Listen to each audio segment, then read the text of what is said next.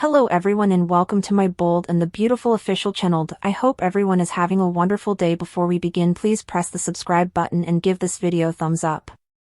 A revelation that shakes Los Angeles to the core.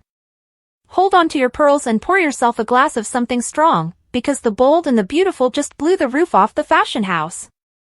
In an explosive week that saw heartbreak, betrayal, and jaw-dropping confrontations, the biggest twist came from the return of Nick Marone, Jack Wagner, and the shocking truth he revealed about the mysterious and elusive Remy. But wait, it gets better. Because in true B&B style, the moment Nick drops the bombshell about Remy's real identity, Taylor Hayes, Krista Allen, is left speechless, shaking, and demanding answers about the child she once thought was lost forever. And if that wasn't enough to shatter the delicate fabric of Forrester family peace, Jack Marone, Nick's rebellious teenage son, makes his triumphant return to LA with secrets of his own and a burning question. Why didn't anyone tell me the truth about my brother? Performing Arts Chapter 1, Taylor's Haunted Past returns. It all began with a simple text message. Taylor, fresh off her complicated entanglement with Ridge and her renewed friendship pact with Brooke, received a cryptic message that simply read, "He's back. And so is the truth." At first, she ignored it. But when she caught a glimpse of Nick Marone walking through the front doors of Forrester Creations, her heart sank. She hadn't seen Nick in years, not since they parted ways after a deeply painful chapter that neither of them ever wanted to revisit, the loss of their baby. Yes, that baby. Remy. Police Carlight Chapter 2, Nick Marone returns, and he's not alone. In a stunning reappearance that fans have been begging for since 2011, Nick Marone, former Sea Captain, bad boy, and once fiancé to Brooke, Bridget, and Taylor, waltzed back into town without warning. But what shocked everyone wasn't just his swagger, his signature smirk, or even his new salt and pepper beard. No, it was who was with him. A tall, handsome, 20-something young man stood silently by his side, with piercing green eyes and a quiet intensity. His name? Remy. "Meet my son," Nick said, locking eyes with Taylor. "Our son."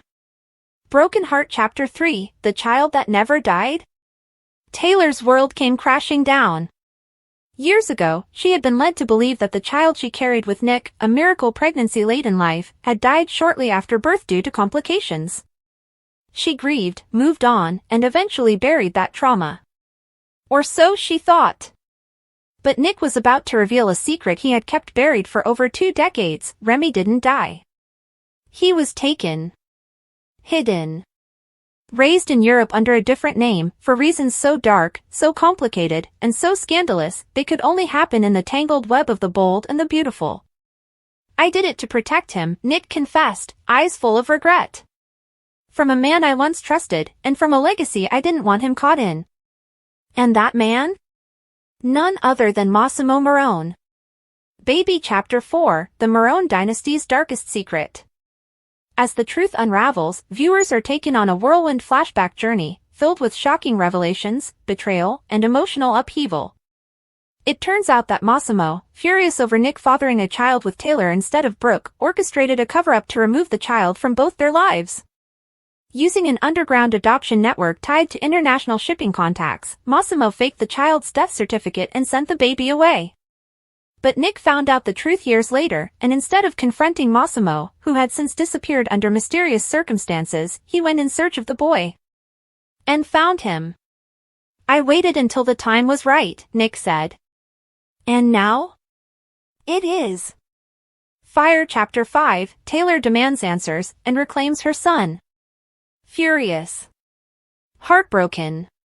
Betrayed. Taylor has always been composed and graceful even when her life crumbles, but not this time. In a raw, emotional breakdown, she screams at Nick. "You had no right to keep him from me." The scene was as powerful as anything in recent B&B memory. Krista Allen's tear-soaked performance left fans sobbing as Taylor begged Remy to forgive her, and asked if he could ever see her as his mother. Remy's answer? "I don't know. But I want to try." Cue the collective gasp heard across living rooms nationwide. Airplane Chapter 6, Jack Marone lands, and the sibling rivalry begins. Just when things couldn't get more chaotic, the Forrester parking lot gets another visitor, Jack Marone, now a rebellious and charming young man in his early 20s, fresh from college in Barcelona, and furious at his father. "So while I was growing up alone, you were playing dad to someone else?" Jack confronts Nick with fiery eyes. Thus begins an epic sibling rivalry between Jack and Remy, two sons raised on opposite sides of the world, with different mothers, but sharing the same DNA, and a thirst for identity, power, and belonging. Tornado to be continued. This is just the tip of the iceberg. The rest of the full 100,000-word clickbait article script we'll dive into. DNA bombshells. Is Remy really Nick and Taylor's child? Eyes Brooke's reaction, and her secret link to Remy's past. Kiss mark Jack's budding romance with Hope Logan? Bomb Ridge's jealousy, an explosive confrontation with Nick. Brain Taylor's breakdown, and her possible relapse. Motorboat Remy's secret plan to take over Marone Industries. Woman detective Sheila's involvement. Is she the midwife who delivered Remy? Ring a surprise proposal from Jack to Luna Nozawa? Fire the final scene, a fire at the Cliff House, and someone doesn't make it out. At Forrester, Finn promises Steffy that he wouldn't let Luna anywhere near them. She wouldn't be a problem for them. Taylor and Ridge tell Finn how happy they're that he's been by Steffy's side through all hourly his. Steffy appreciates his fidelity despite Luna being his son. Steffy tells Finn that Luna doesn't have his heart or virtuousness. Taylor tells Finn he's a good man and Luna is a deeply worried youthful woman. She latched onto a fantasy of a life she merited, and in her mind, killing Tom and boxing Steffy was the way to get there. Steffy says she blames everyone differently for what happened. Ridge declares that she's lost touch with reality. That's why she's dangerous. Finn Steffy B&B. Taylor says Luna is disuniting right now, that's what makes her dangerous. She's upset about the lengths she'll go to in order to secure Finn's place in her life as her father. Finn says that's not going to be. Steffy sighs about Bill getting her pardoned. Finn assures her he'll make it clear she has no place in their lives. Steffy just hopes she understands. Further life in snaps.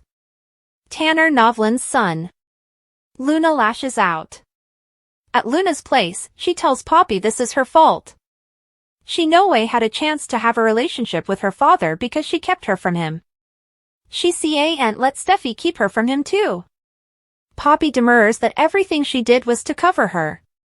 Luna harangues that they moved around, she has roots anywhere. She had to educate herself to not get attached or calculate on anyone but herself. You were the worst mama in the world. Poppy rolls.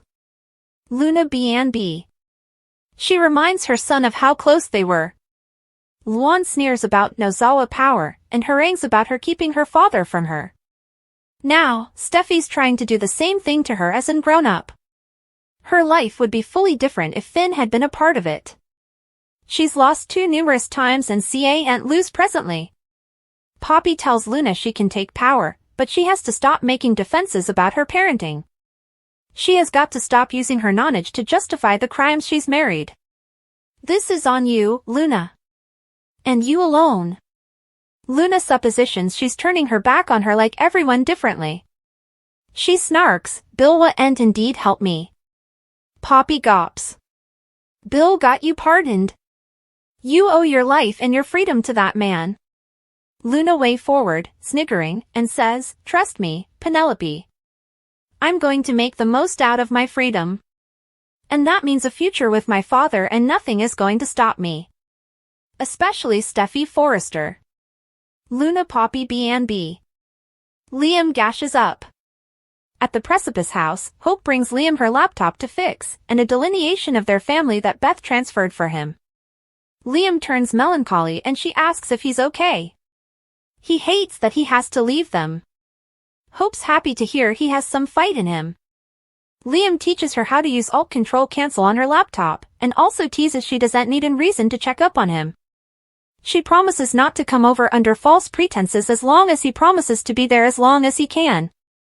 He'll do whatever he can to spend as important time as possible with the people he loves. Liam admits it's hard not to let his situation get the stylish of him, but there are moments he actually forgets generally when he's with the girls. Also, reality kicks back by. Hope is there for him and so is Steffy. He says they've been his lifeline. Hope tells him he just appertained to the two people who know about his condition as a lifeline she thinks he could use indeed a little further support. She wants him to let the rest of his family know about his condition. Liam Hope B&B. Liam's formerly told her why he wants to keep his opinion a secret. It's his decision. Hope tells him she'd have been devastated if she'd no way been told and no way got this time with him. Liam didn't want to upend her whole life. She says, you didn't. Bill and his sisters would want to know. They'll want this time with him. That's a gift he can give them now. Please take advantage of that. Further, Annika Noel pays homage to Queens. Liam doesn't want all the focus to be on him and his family constantly trying to do everything they can. Bill will spend every waking nanosecond calling every specialist there is. What he wants is to spend his time with the girls, Hope and Steffy, while he's still strong enough. There is end capacity beyond that for him. Hope asks him to try his family. Heed my words. You have always been there for the people in your life at the drop of a chapeau. Let them return the favor. Liam agonizes. Hope knows, so she's suitable to take advantage of every moment she has with him. Wyatt, Will and Bill earn the same chance. Do and be stubborn. Liam cries. Hope urges him to let the people who love him support him. They earn to know. Liam cry Hope B&B. Imminent danger.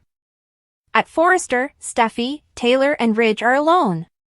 Steffy thinks Ridge doesn't trust what Finn said. Ridge just feels they can't take a chance with Luna. Taylor says she's dangerous and changeable. She's formerly targeted her. Steffy prodigies if she's supposed to live in constant fear. She wouldn't let her guard down, but she can't let Luna control her life. She trusts Finn to keep them safe, however, she believes him if he says he's not going to have Luna as their lives. Ridge asks what happens when Luna realizes she wouldn't be part of Finn's life. Also what? Further, spoiler, will balk Luna's attempt on Steffy's life. At the Precipice house, Finn is working at the table when Luna walks by and says, "Hi Pater." Finn hops over and asks what she's doing there. She can't be there. Luna had to see him without Steffy. I need you. She spends so important of her life featuring about her father. She knows she feels the pull too. Finn says, we've been over this. Luna says Steffy's not then now and this is about them. Father and son. Everyone differently has shut her out. Please, Pater. Tell me you want me to be a part of your life. Finn has allowed a lot about this, but Luna is the one who put them then. You killed 2 people, Luna. You cured and kidnapped my woman. You left her to die. You may be my son, but we will no way have a relationship. Luna pet, you can't mean that. Finn hollers, I do. And you'll no way come then to see me or my family ever again. Luna gets a minatory look on her face. Hold on to your pearls, Bold and the beautiful fans, because the drama unfolding in Los Angeles is hotter than molten couture fresh off the Forrester Creations runway. From Luna's dangerous obsession with Finn, to Liam's heartbreaking secret and a possible murder attempt on Steffy's life, this is the twist-packed saga you've been craving. Buckle up for a 100,000-word deep dive into the week that will reshape destinies, tear families apart, and send shockwaves through the fashion world. Let's get into it. Part 1, Finn's Vow, No Place for Luna. It's a chilling morning at Forrester Creations as Finn, with the full weight of paternal regret and medical precision, declares to Steffy that he will never allow Luna to enter their lives again. His voice is steady, but behind it is a volcano of guilt, denial, and heartbreak. Steffy listens, grateful for his loyalty, but not without reservation. Luna, after all, is his biological daughter, a fact that hovers like smog in their otherwise perfect life. Yet Finn stands firm. She will not be a problem for us, he says. His tone makes it clear, biology is not enough to erase the pain Luna has caused. Taylor and Ridge enter like the Forrester cavalry, lending their support with equal parts medical wisdom and paternal fury. Taylor, always the compassionate shrink, warns that Luna's current state is one of dissociation. That's what makes her dangerous. Ridge, blunt as ever, calls her a loose cannon who's lost touch with reality. Steffy echoes their concern, branding Luna as a manipulative girl who latched onto a fantasy and nearly destroyed their family. Her voice cracks as she admits the betrayal she feels from the woman who shares blood with her husband. Part 2, Luna's obsession and her vow of vengeance. Over at Luna's apartment, the tension is just as explosive. In a fury of rage and pain, Luna lashes out at her mother, Poppy. "You're the worst mother in the world," she shrieks, every syllable cutting deeper than the last. She blames Poppy for robbing her of a father figure, for moving constantly, and for raising her in an emotional vacuum. It's a raw, venomous scene. Poppy tries to hold her ground, reminding Luna that she did everything out of love and fear. But Luna's not hearing it.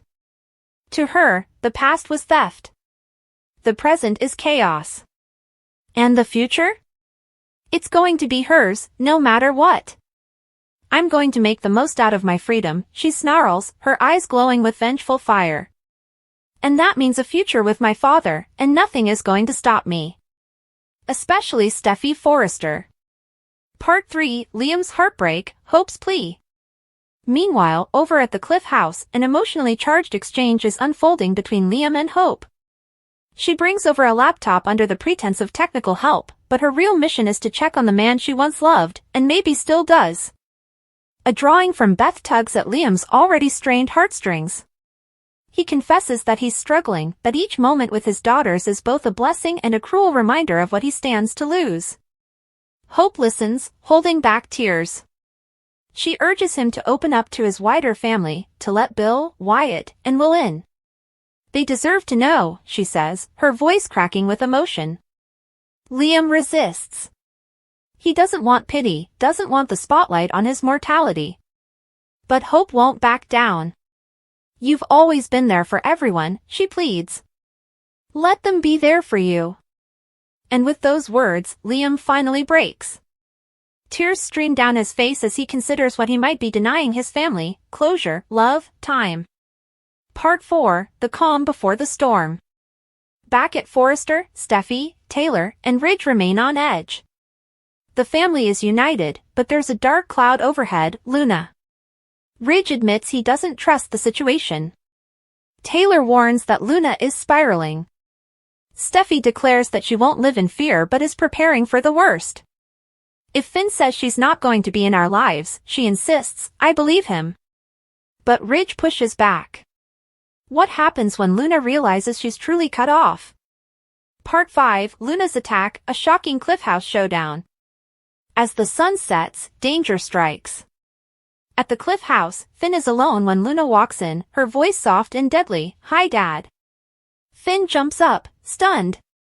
"You can't be here," he tells her. But Luna presses forward. She wants answers. She wants a future. She wants her father.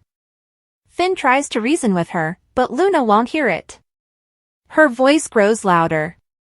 "You're the only parent I've got now," she screams. When Finn brings up her crimes, the murders, the drugging, the abduction, she only grows colder. "You may be my daughter," Finn says, "but we will never have a relationship." Luna's eyes narrow. Her voice drops.